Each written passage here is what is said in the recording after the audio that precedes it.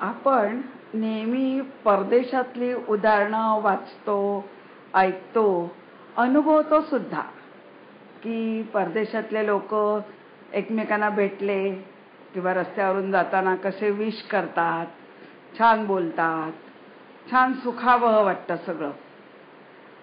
पण मला पण पुण्याच्या रस्त्यांवर आपल्या भारतामध्ये खूप खूप छान अनुभव येतात, की असं वाटलं की नाही हे आपले अनुभव सुद्धा लोकांना कळले पाहिजेत.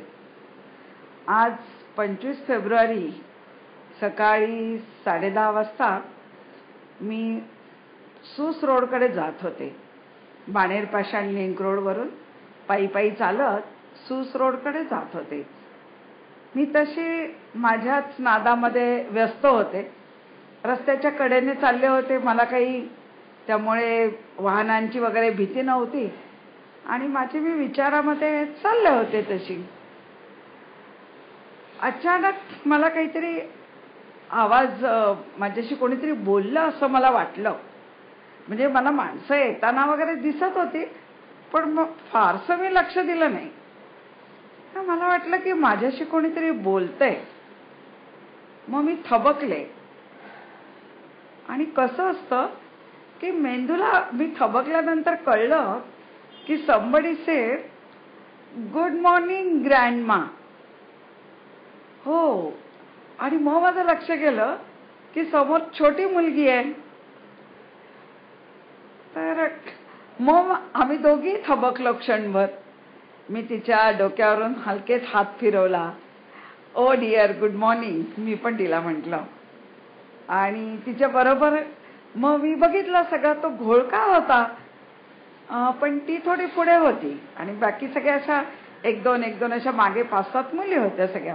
सगळ्यांच्या हातामध्ये रानफुलं होती. अशी ती देठासकट तोडली होती आणि त्या हलवत होत्या. म्हणजे त्यांच्या हातात ती अशी फुलं डुलत होती.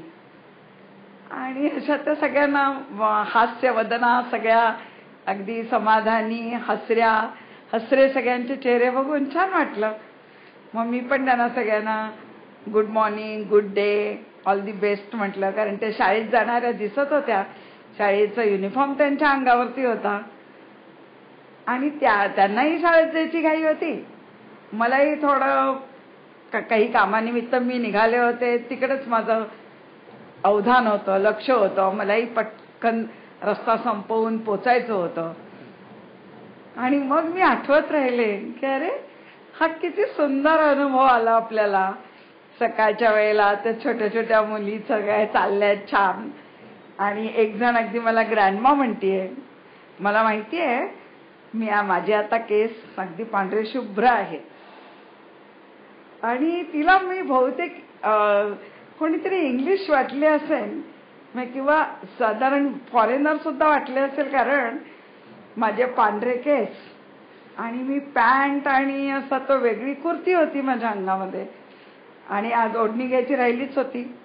याहीमुळे कदाचित तो माझा अपिअरन्स तिला असा वाटला असेल की मी फॉरेनर आहे की काय. पण मग मी मराठीत बोलले त्यांच्याशी. काय बोलले मला आता आठवत नाही. की काय शाळेत चाललात का वगैरे असं विचारलं असेल बहुतेक. असं पण तो अनुभव असा आठवून इतकं छान वाटतंय मला की अरे खरंच किती छान आहे आमच्याकडे सुद्धा. हे सुद्धा अनुभव लोकांना सांगायला पाहिजेत.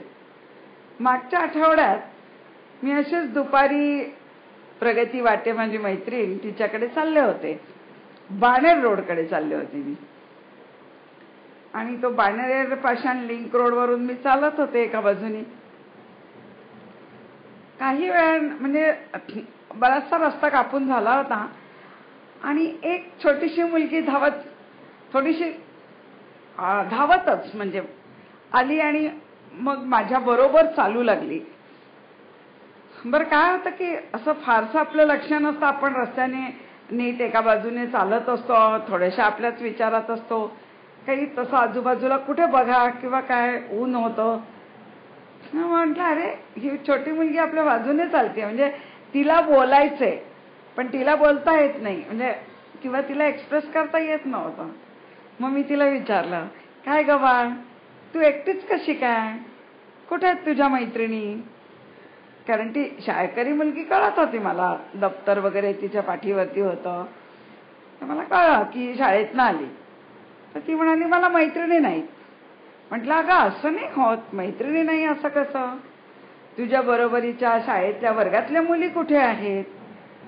तर ती म्हणाली माझ्या वर्गातल्या कोणीच नाही. म्हटलं कोणीच नाही तर असं कसं, तू कुठे राहतेस?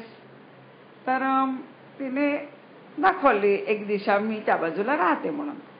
म्हटलं बरं, मग तुझ्या घराजवळची तुझी मैत्रीण नाही का एखादी, तुझ्या वर्गात किंवा शाळेत तुझी बहीण?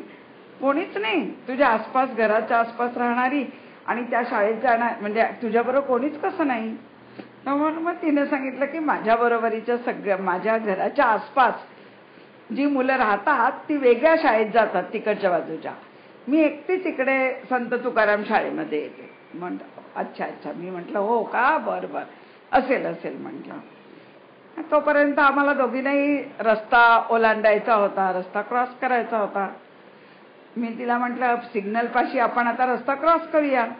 ती म्हणाली नाही, मी पुढे जाऊन क्रॉस करणार आहे, पेट्रोल पंपाच्या तिथे मी रस्ता क्रॉस करते, माझं घर तिकडे आहे. म्हटलं अगं हो बाळा बरोबर आहे, पण आता मला तुझी सोबत हवी आहे ना, आपण दोघी सोबतीने रस्ता क्रॉस करू. मग ती कबूल झाली माझ्याबरोबर रस्ता क्रॉस करायला. मग आम्ही रस्ता क्रॉस केला. म्हटलं जा आता, तुझं घर त्या बाजूला एका बाजूला, मला विरुद्ध बाजूला जायचंय. अच्छा बाय बाय टाटा करून आम्ही गेलो.